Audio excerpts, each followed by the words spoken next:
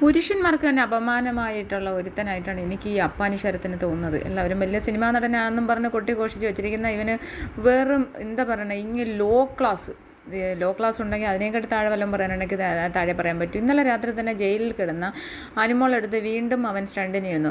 അനുമോൾ എനിക്ക് തോന്നിയത് അവൻ ഈ കുറച്ച് സ്ത്രീകളെ വളയ്ക്കാനുള്ള ഒരു ആഗ്രഹമായിട്ട് നടക്കുന്നവനായിട്ടാണ് എനിക്ക് ഫീൽ ചെയ്യുന്നത്. കാരണം പല തവണയും അനുമോളെടുത്ത് ചെല്ലുന്നു, രാത്രിയൊക്കെ ആകുമ്പോൾ കുഞ്ചി കൊഴിയാൻ ചെല്ലുന്നു. അതുപോലെ തന്നെ ഇന്നലെ രാത്രി അവളുടെ അടുത്ത് ചെന്ന് അവളും അവിടെ പാവ വലിച്ച് പുറത്ത് കളയുന്നു. എന്നിട്ട് അത് ആ കുട്ടി അവിടെ ബഹളം ഉണ്ടാക്കിയപ്പോൾ എടുത്ത് നീ തനിയെ പോയി എടുക്കുക എന്നൊക്കെ പറഞ്ഞിട്ട് അത് കണ്ട് അവൾ നടന്നു പോകുന്നത്, ആ രംഗങ്ങളൊക്കെ ഇങ്ങനെ മാറിയും തിരിഞ്ഞും നോക്കി അതിനുമാരില്ല പൂവാലമാരെ കണക്ക് നോക്കി രസിക്കുന്നു. രാവിലെയും ഇത് തന്നെയാണ് സംഭവിച്ചത്. രാവിലെ അനീഷ് കുറേ പ്രാവശ്യം ബാത്റൂമിൽ പോകണമെന്ന് 3-4 പ്രാവശ്യം ബിഗ് ബോസിനോട് പറഞ്ഞപ്പോൾ ബിഗ് ബോസ് അവിടെ അനൗൺസ് ചെയ്തു ജയിലിലുള്ളവർക്ക് ബാത്റൂമിൽ പോകണം, തുറന്നു കൊടുക്കാൻ. അങ്ങനെ വന്ന് തുറന്നു കഴിഞ്ഞതിന് ശേഷം അവിടെ നിന്നുകൊണ്ട് അനുമോൾ അവിടെ കിടക്കുന്ന അനുമോളെ അവിടെ നിന്ന് തിരിഞ്ഞും മറിഞ്ഞും ഒക്കെ അങ്ങ് നോക്കണം. ഒരാൾ ഉറങ്ങിക്കിടക്കുമ്പോൾ ഒരു സ്ത്രീ ഒറ്റയ്ക്ക് ഉറങ്ങിക്കിടക്കുന്ന സ്ഥലത്ത് ഒരാൾ വന്ന് ഒരു വ്യക്തി വന്ന് അവിടെ നിന്ന് നോക്കുക എന്ന് പറഞ്ഞാൽ തന്നെ വളരെ മോശമായിട്ടുള്ളൊരു സംഗതിയായിട്ടാണ് എനിക്ക് ഫീൽ ചെയ്തത് കേട്ടോ.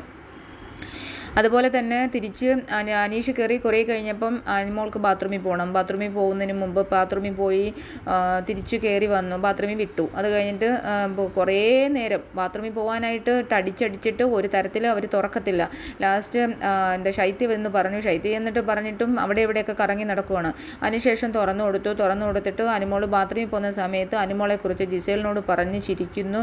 ഇങ്ങനെ രാത്രിയിൽ പാവയെ എടുത്തെറിഞ്ഞതും അവൾ ബഹളം ഉണ്ടാക്കിയതെല്ലാം ഭയങ്കരമായിട്ട് ആക്ഷൻ കാണിക്കുന്നു. ഇത്രയും തരം താഴോ പുരുഷന്മാർ അല്ല. ഞാൻ ആലോചിക്കും, ഞാനൊക്കെ ഭയങ്കരമായിട്ട് റെസ്പെക്റ്റ് ചെയ്യുന്ന ആൾക്കാരാണ്, ബഹുമാനിക്കുന്ന ആൾക്കാരാണ് പുരുഷന്മാരെന്ന് പറഞ്ഞാൽ. കാരണം എൻ്റെ അച്ഛനും എനിക്ക് 5 ബ്രദേഴ്സാണുള്ളത്.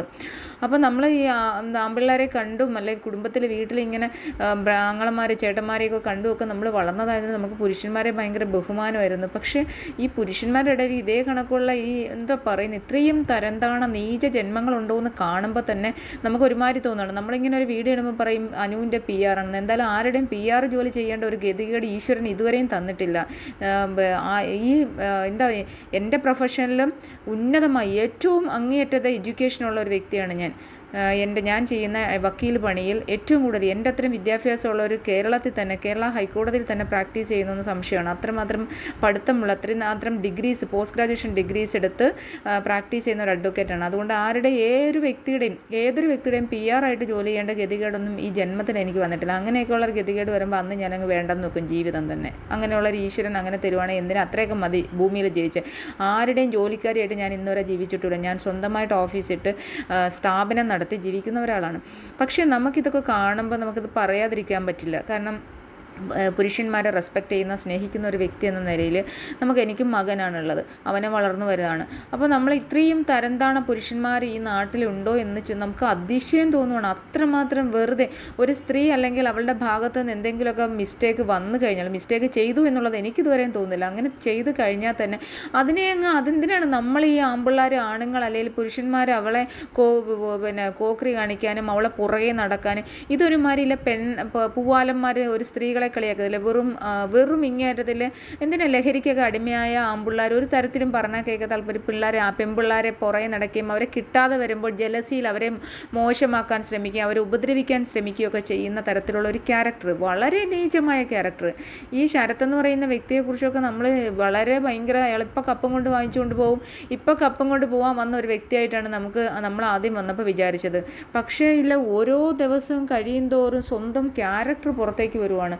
അത് ബിഗ് ബോസ് കറക്റ്റായിട്ട് ആ നെഗറ്റിവിറ്റി പുറത്തേക്ക് അങ്ങ് നമുക്ക് തരുവാണ്.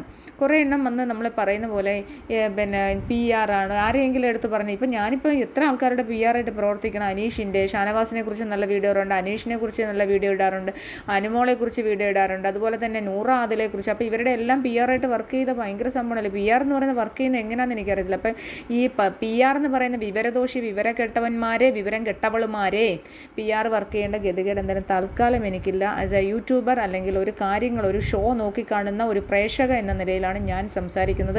എനിക്ക് നല്ല അത്യാവശ്യം കാശുണ്ടാക്കാൻ പറ്റുന്ന ഒരു ജോലിയുണ്ട്. ഗൂഗിളിൽ സെർച്ച് ചെയ്താൽ മതി, അനക്ക അസോസിയേറ്റ്സ്. അതെൻ്റെ സ്ഥാപനമാണ്. ഓക്കെ, അപ്പം അത്രയാണ്. അപ്പോൾ ഇതെന്താണ് ഞാൻ പറയാൻ കാര്യം, ഇന്നിപ്പോൾ ജയിലിൽ അവളെ പുറത്ത് വിട്ട്, ജയിലിൽ നിന്ന് പുറത്തോട്ട് ബാത്റൂമിൽ പോയി തിരിച്ച് വന്നിട്ട് ആ ജയിലിൽ കയറിയിട്ടും ഈ അപ്പാനി എന്ന് പറയുന്നവൻ അവളെ ചുറ്റിപ്പറ്റി ഇങ്ങനെ നിൽക്കണില്ല, മണപ്പിച്ച് നിൽക്കത്തില്ലേ. അതേപോലെ തന്നെ ചുറ്റിപ്പറ്റി നിന്ന് ഓരോന്നോരോന്ന് പറയുന്നു, അനിമോളെ ചായ വേണോ, കാപ്പി വേണോ, മറ്റേത് വേണോ എന്ന്. നാണമില്ലേ അവന് നാട്ടിൽ 2-3 മക്കളും പെണ്ണും പിള്ളയൊക്കെ ഉള്ളതല്ലേ. അപ്പോൾ ഇവനൊക്കെ വെറും വൃത്തികെട്ട സ്വഭാവമാണെന്നുള്ളതാണ്. സ്ത്രീകളൊന്നും ഇവനോട് അടുക്കാനേ പറ്റില്ല. ഇവനെല്ലാം വേറെ വേറെ തോന്നലുകളാണ്. അടുക്കാത്ത അല്ലെങ്കിൽ ഇവനൊക്കെ വിചാരിക്കുന്ന ഇംഗിതത്തിന് വഴങ്ങാത്ത പെണ്ണുങ്ങളെ പല രീതിയിലും അവർ ദ്രോഹിക്കുക എന്നുള്ളതാണ്. ഇതൊരു മാനസിക പ്രശ്നമുള്ള ആൾക്കാരാണ്. പല ഞരമ്പ് രോഗികളെയും ആൾക്കാർ കാണാറുണ്ടല്ലേ. ബസ്സിൽ തോണ്ടിക്കൊണ്ട് പോകും, ചിലവന്മാർ അടുത്തോട്ട് ചാരി നിൽക്കും, ചില ആൾക്കാർ തോണ്ടിക്കൊണ്ട് പോകും. അതുപോലുള്ള ഒരു ഗണത്തിൽപ്പെട്ടതാണ് ഇവനെന്നാണ് എനിക്ക് ഫീൽ ചെയ്യുന്നത് കേട്ടോ. ഞാൻ പറയാതിരിക്കാൻ പറ്റാത്തതുകൊണ്ട് പറയാം. ആരെയും നമുക്ക് ഇവരെയൊന്നും പേഴ്സണൽ അറിയത്തില്ലല്ലോ. ഈ ഷോയിൽ വന്നിട്ടുള്ള നിലവാരം കാണുമ്പോൾ ഇത്രമാത്രം ഒരു നിലവാര തകർച്ച, പ്രത്യേകിച്ചും നമ്മളൊക്കെ ബഹുമാനിക്കുന്ന എൻ്റെ അച്ഛനെയും എൻ്റെ ആങ്ങളമാരെയും പോലെ ആയിരിക്കുമെന്ന്, അല്ലെങ്കിൽ ഞാൻ കണ്ടിട്ടുള്ള ആൾക്കാർ എൻ്റെ ഭർത്താവിനെ എൻ്റെ മകനെ പോലെ ആയിരിക്കും മറ്റുള്ളവരും എന്ന് ഞാൻ പ്രതീക്ഷിക്കുന്നുകൊണ്ടായിരിക്കും യുവമാരുടെയൊക്കെ നിലവാരം കാണുമ്പോൾ ഇത് പറയാതിരിക്കാൻ വയ്യാത്തത്. അപ്പം ഇന്നത്തെ അപ്ഡേറ്റ്സ് അതാണ്. അപ്പോൾ ഇന്ന് ലാലേട്ടൻ്റെ എവിക്ഷൻ എപ്പിസോഡ് ഈവനിങ് ഉണ്ട്. അപ്പോൾ അതിൻ്റെ അപ്ഡേഷൻ ഞാൻ ഉടനെ തന്നെ തരാം. ഇപ്പം ഞാൻ ജസ്റ്റ് ഈ വീഡിയോ ഒന്ന് ഇടുന്നേ ഉള്ളൂ. Okay guys.